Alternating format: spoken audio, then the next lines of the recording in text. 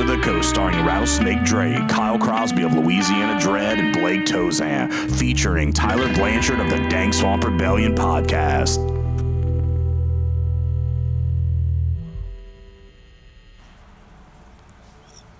That's pretty creepy, dude. That's the same girl? No. That's a different one. Yeah. I You tried. on any drugs? No, not yet.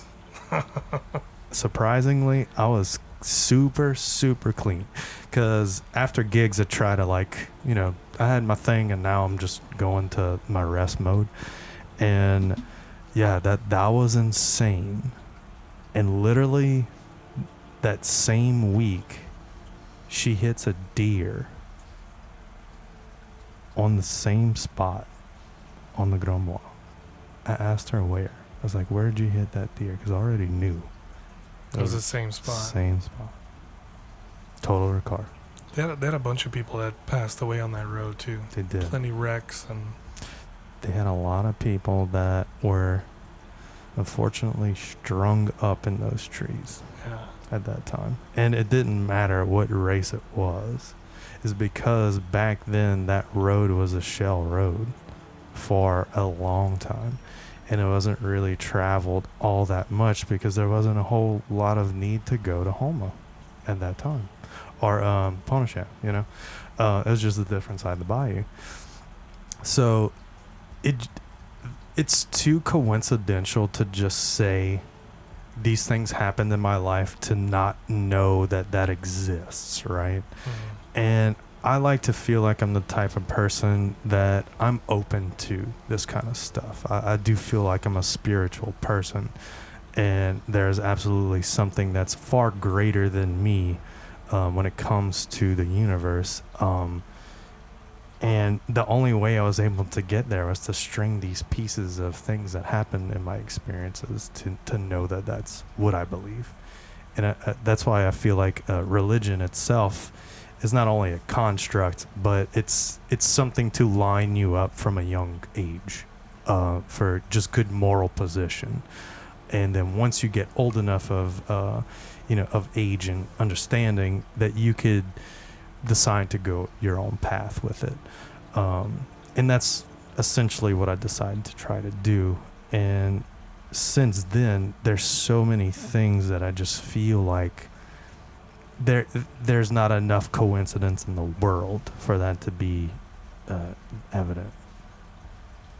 yeah, there's way too much weird things that happen that, like you said, a lot of times your brain immediately wants to either prove it as something else or completely block it out because there's no right answer. Right, that's the science behind it, right? Like, that's the binary where it's either yes or no.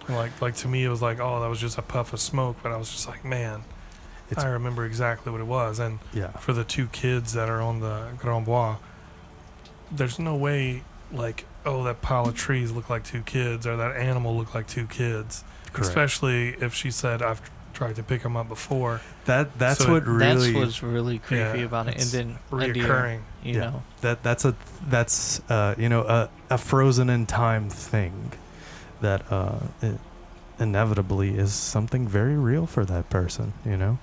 And the fact that you try to do something about it means nothing, you know? It just continues it's frozen in time. And there's a lot of, study about what ghosts are, where, you know, it's something frozen in place, that they have the unfinished business and all this good stuff. And I believe that to a certain extent, but I feel like there's so much more to that side of it. More than we'll ever understand. You're right. You know, as a human person, I'm only capable of getting to this level, and it's like a couple levels above that.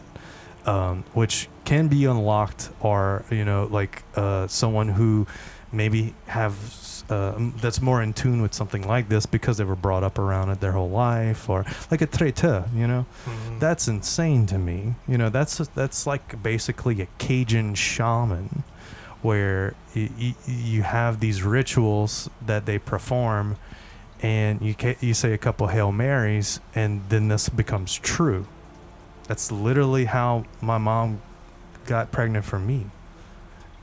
And she told me this, and she did the same thing with my brother. And since then, like, that was a real tradition that the Bayou had, and still does, but it's probably just so much. No one's really right. It's been practicing lost to history or watered down. Yeah, and Kyle goes into that pretty greatly on his stuff, on his series, and it's pretty insane that we had that built in, that type of spirituality built in to Cajun culture. The culture itself, like, was part of the religion more than the religion was part of the culture. I feel like I've never experienced anything like that, but I've always, like, the few experiences that I have, I always contribute. I'm like, it's just sleep paralysis. No, this isn't really happening. Right. And then, skeptical about all this too, where it's like, I don't understand something, I can't explain it, so I must say that it is XYZ. Yeah, because like the thing you were talking about, the white in front of the car, for me it's like, oh, it's just a little fog, it's nighttime, fog's up, when it's going to be a cold night, hot morning, you're going to have fog, and it's going to start forming in the middle of the night, and it can just be sporadic out of nowhere. So for me, I'm just like, it's just fog. Oh, you saw kids? Maybe it was just that deer you hit standing on side of the road, maybe they lived there, something, the reflection of light, you can see eyes, and if you don't know what you're looking at, because deer eyes don't shine red, so, and then you just so happen to hit one there, for me it's like, oh, probably an animal that you've seen, And there's always something that you could spin it towards the practical, right? The rougarou. Right. And I think that's the thing about your skepticism, or being that heavily involved in binary science, where it's either yes or no. There's no in between. Yeah. And I feel like for some people, that's absolutely how they need to live their life, because it's concrete answers. Whereas the people who could live between those boundaries and inside them are probably the ones more open and in tune with this stuff. So it's absolutely a phenomenon, but I feel like there's a hint of real world application all to it. It's got to be grounded somewhere. Well, there's and then there's not just with seeing things like that. There's the lore, if you're out in the wild or something like that, and a cardinal flies by you or something, that's a loved one. Yeah, I was about to get into you. I believe in that very heavily. And for me, I do too. And for me, it's strange because, I lost my father at a very young age. I was 2 years old, so never known him. But I can tell you this. No matter where I'm at, if I'm doing something outdoors, it could be just cutting grass. It doesn't matter where I'm at. A cardinal will be by. I will see a cardinal that day, no matter where I'm at. And just today, on the boat, I'm sitting in the middle of the swamp, and what comes flying in front of me? A cardinal. And it sits on a tree branch right behind me as I'm just sitting there fishing. And then I notice it, I look, and then it just flies away. That's absolutely true for me too. I lost my stepdad a few years ago, and my grandpa a few years before that. And I often try to communicate where, if I try not to just in a sense of like I'm having a struggle and I need advice, I just try to keep a relationship outside of I need something, like how a lot of people talk to God when they want something, right, or you pray for it, So I try to keep this open communication, almost like a "how you doing today" thing, and that makes me feel good, because it feels like it's still true that I'm able to still communicate with them. And there are often times where there's a part of my week that is ritual for me to go outside on my swing and sit there for 3 hours with no thought, almost like a meditation.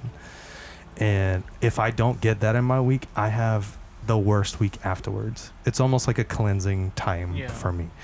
And I know that now. And during that time period is usually when I try to talk to them.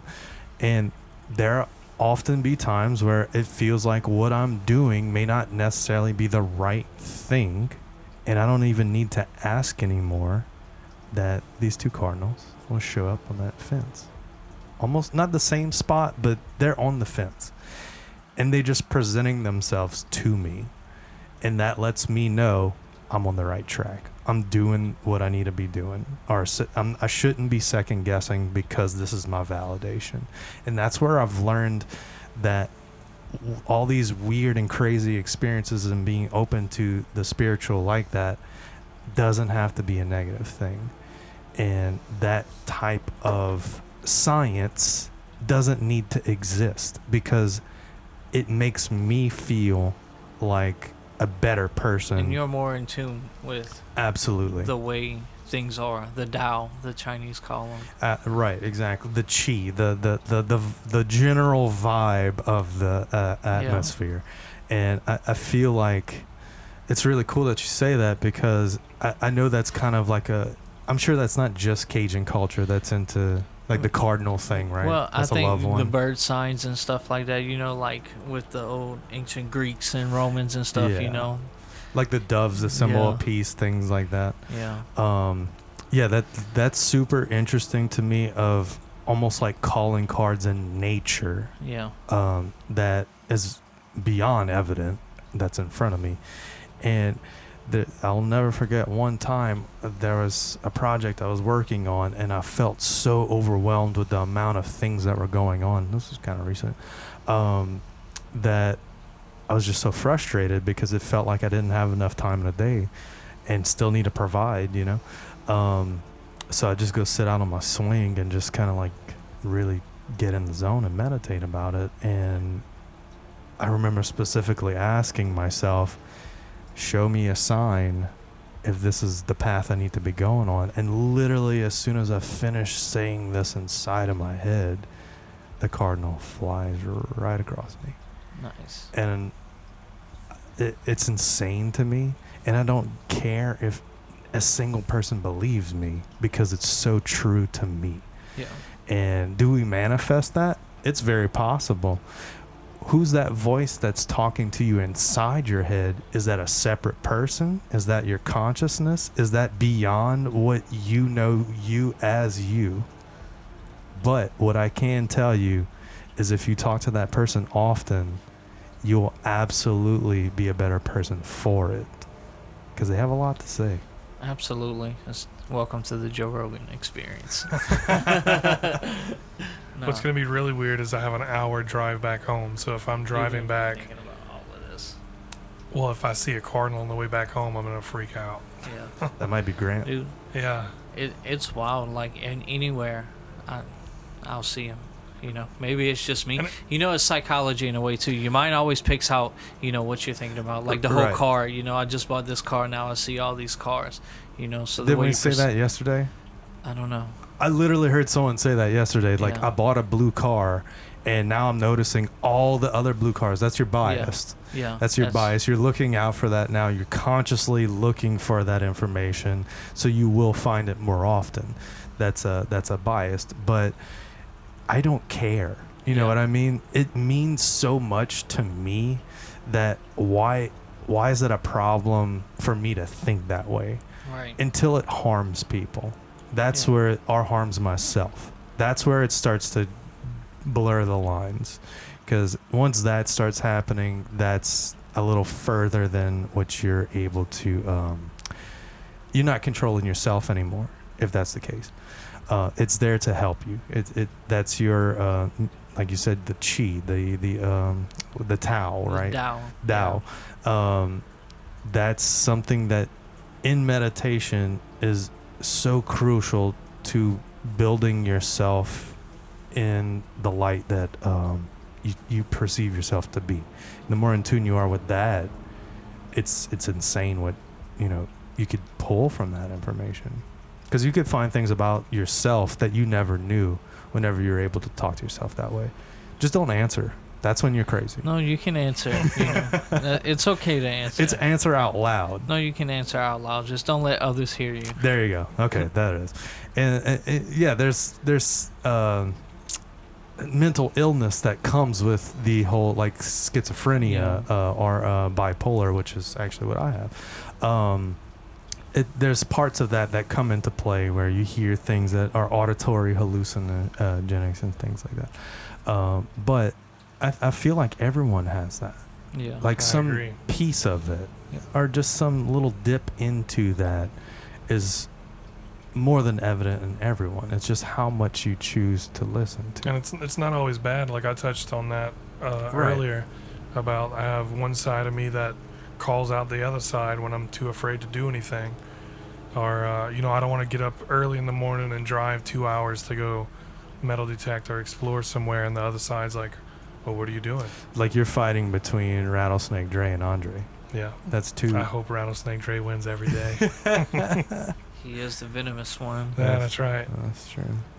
But yeah, that's a little something that I don't share. I really don't like sharing that, but it makes me happy to know that if I have this out in the world, it just makes it that much more true, right? Yeah. And if anyone else could resonate with that and benefit from it, then by all means, I'll share it all day. And going back to, like, some people are gifted and stuff like that and intuitive with that.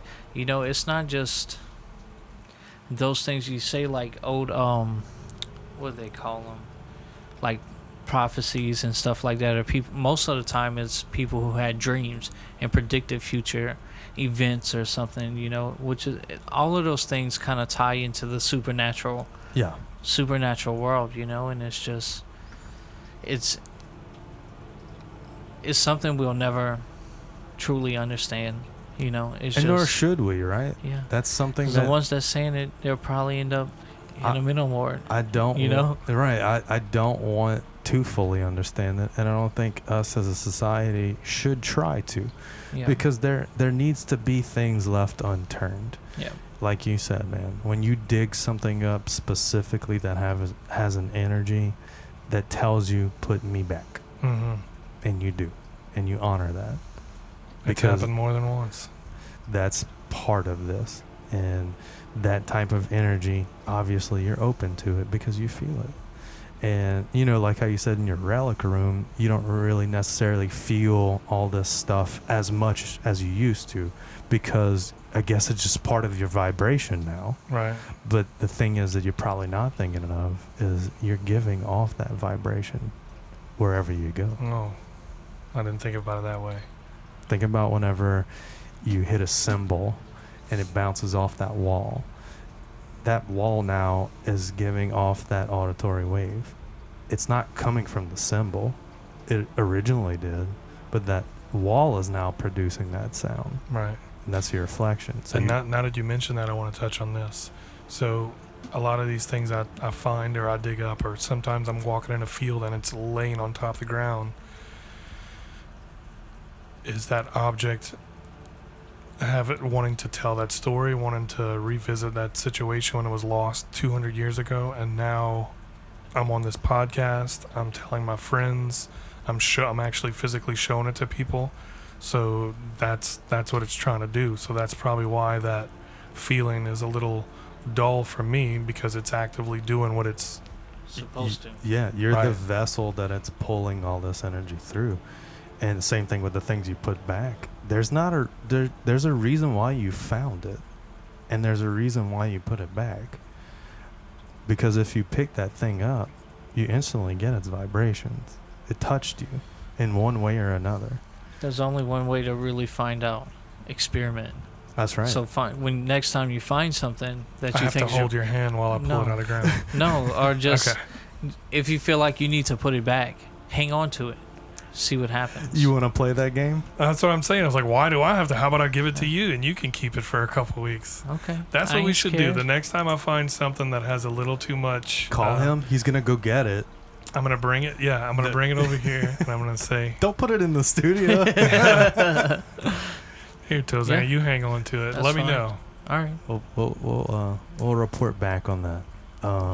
But yeah, it's fascinating to me how much that side of things works its magic, right? Because that's really what it is. It's beyond science. And yeah, we could try and calculate what it is all day in binary, but we shouldn't. That's what it's there It's for. here. It's magic And it's beyond what we know. And it's just going to stay that way until AI takes us over, and, you know, then we become... There's no need for us. It's happening with my job. I have a tablet, and I make orders at all these stores I go to. Yeah. And then now there's something they just implemented where it remembers the past 8 weeks of what I've ordered, and it calculates the holidays that are coming, you know, everything. Yeah. Like, is it the 1st and the 15th when most people get paid? So it'll up that order, and I'm like... And I'm sure it pulls from, like, the database of last year. Right. And, you know... Eventually, they're not going to need me because they're going to call the store and say, hey, we just pre-made this order. Does this look accurate? Oh, add this, take this off. Right. There goes... There's tons of automation coming, and, you know, like... do you feel like AI would understand the spectrum that we're even talking about and calibrate towards it, or leave room for something like that to exist, because the evidence towards it is just so you know, it's melding. Can't be put in an algorithm. Right. It can't measure that type of information, because we as humans are not able to program that type of information. I mean, sure, maybe down the line as the singularity involves, you know, our everyday lives, but that itself is truly haunting. Now, is technology and where we're going, is that something that's completely alive that we don't even realize yet? Oh yeah, the AI that's taken form now is to the point now where it's exponentially learning from itself and pulling from all these different databases that are existing. Literally everything you do now on the internet is put into a database to make it better. Everything, every single thing, every single person who interacts through something on the internet or done something with you know, your Wi-Fi at home, it's all calculated and pulled into this funnel, and that funnel's being dumped into the information these AIs learn. There's not a single thing that you do anymore that doesn't have influence with AI, because it's in a capitalism world that you want to do things more profitable, and it's a lot easier to do that when I don't have as many employees to pay, right? And can still do the same job. So that's why it keeps feeding into itself. And there's going to absolutely be a point in, you know, human existence that AI will not need human intervention. Will actually be a burden. If we are even here long enough to know that it is. Yeah, absolutely. There's two different schools of thoughts where, you know, we'll absolutely live harmoniously together, and then the other side, which ends up like Skynet. Yeah. Because either side is a complete change to what we know as life today, which is inevitable. And there's tons of skeptics on this whole thing that's not even real, but it absolutely, I mean, there's evidence that it is real. That is absolutely a thing. AI is a very real thing that we use every single day and not even know. I mean, imagine having like AI follow you around from a baby, study you, and transfer, like, you know, when you pass, the AI just takes your spot over in the world. Right, and that's when that singularity stuff comes in, where like you'll be able to download your consciousness into a new host body and live on forever. Like Doctor Who stuff. Yeah. Is that right? I don't know. I'm not the one to decide that that's something that's right or wrong. But what I can say is it's absolutely coming, and that's a real thing. And it's very interesting. It is beyond what we know today and its repercussions based off of all the evidence that's laid out. Because it's at the point now where if we had no human intervention, it would continue to learn from itself. Really? Pulling its databases. Yeah. That's happening since the last 2 years, actually. Yeah. What's really scary whenever I think about it, because my brain goes instantly to history, is that since the beginning of time, we've been at war with something or someone. We've always fought. We've always massacred. There's always a conflict. Right. Yeah. And since the beginning of time, there's no nation that's been around forever. They have a rise and a fall. And think how easy would it be to... Could you imagine a world where all of humanity binds together? That would be awesome. It would be. It would be amazing. But do you think at the current state of affairs now, is that even possible? No. Because for that to happen... It's going to take a long time. It would take something like AI or aliens or the spiritual realm to present itself in a very real way that's undeniable, right? That's when I could see the human race as a one collective pull its weight together to overcome something, instead of fighting over this little jargon things that we like to get ourselves involved in every day. Blue team, red team, I'm better than you. It's okay to cheer for your own team, but we're all still on the same team. We should be on the human team, right? That's going to inevitably happen. And that's just the course of nature. That's really, like, these things come in waves where we're due for something like that. Mm-hmm. We're coming out of, they're predicting by 2031 that, AI is going to be completely autonomous. That's cool. That's not that far away. No, we're going to see it. What's interesting to think about is, from what I've gathered in the couple of years that I've been on social media, it's really hard to lie, cheat, or steal. Because everything is tracked now, everything is watched. Yeah. So even, say, for an example, you're cheating on your girlfriend, your phone can track you and see where you went. Yeah. If you murder somebody, they could ping that person's phone. So eventually they're going to get to a point where they can probably read your mind, and they can, you don't have to go through a court of law or swear on a Bible. They'll be able to tap in. Right. If you want to run for president, they could just scan you, and you won't have to say a thing, and they'll know your true intentions. And there's so many things wrong with that. Right. Right? Because you have to give the allegiance and the you have to give the sign off to say that that's okay to do that in the first place. But to know that you have no form of human intervention in what happens to you is a very dangerous thing.